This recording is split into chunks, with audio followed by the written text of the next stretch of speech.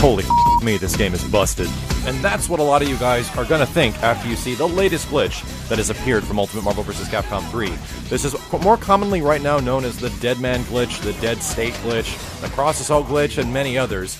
But essentially it allows another character to pop on the screen at the exact same time. This is actually really similar to some unique supers that took place in the original Marvel vs. Capcom, where you can tag in both of your unique characters at the same time and control them on the screen at once. It actually handles fairly similar as well, which is really funny. But the big question on everyone's mind right now is this game breaking? Is this going to ruin Marvel 3 as we know it with this specific glitch? So let's take a look at what it actually does and how you get to it in order to figure out if this is something that's actually possible in real matches. First up, let's talk about how this thing actually works. If you attack a character and they're blocking and they have very little health left and you actually go into a move that has multiple hits and the chip damage will actually kill them, as soon as they enter their death animation, most of the time, many characters will actually pop out and just hit the ground. This is what happens with most moves. However, there's this post-damage glitch that actually allows some characters to engage in multiple hits even after they're KO'd, which is what exactly is required for this glitch to take place. A real good example of this and how to use it is like Nova and Super Scroll with their giant flame orb supers. These things hit multiple times, and if you chip somebody out with it, chances are they'll be able to do multiple hits even after they're dead, putting them into an off-the-ground state which you can actually juggle. Now let's use Nova as a quick example because his is fairly easy to do. You get them into a block state really quick, and then you do your super, and as soon as the super's completed, you have to mash on the buttons. You have to multiply press the buttons to extend the damage, and this is what usually guarantees the fact that they'll juggle out.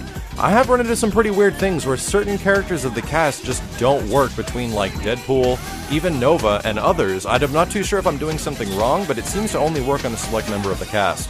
After this happens, they're going to drop to the ground, use your off-the-ground attack to pick them back up, and you're going to need to perform a snapback on assist number 2. Now you have to time this snapback with immediately as the other character is coming in, and I don't mean like right before or right after. You'll clearly understand like why this doesn't work and the other character will not pop out. You have to be perfect and meticulous with this timing, which is what makes this glitch really hard to do. I'm not kidding you, I think this is almost literally one frame out of like 60 that you have to hit in order to make this possible.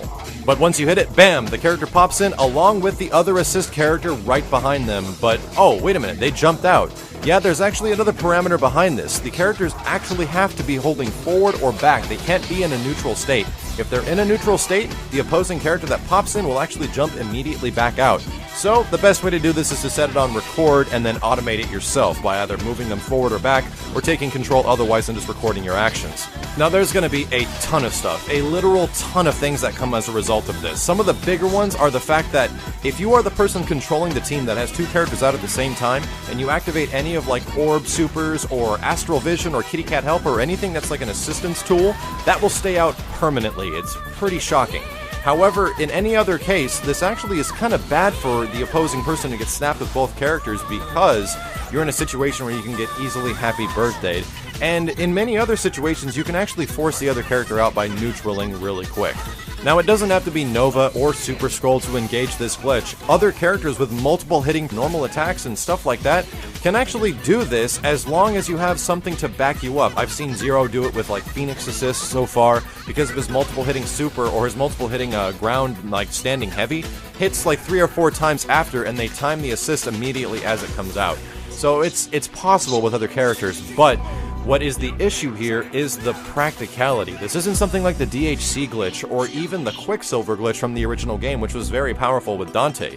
You have something that you literally have to have a very specific situation for, killing one character, only having 2 other characters on the other team, chipping the person out, and only works on, from what I can understand, a few members of the cast, probably a majority, but it doesn't work on everybody. And even if you get to this situation, you now have to land like a 1 in 60th frame like link between your snapback. You have to perfectly time that thing.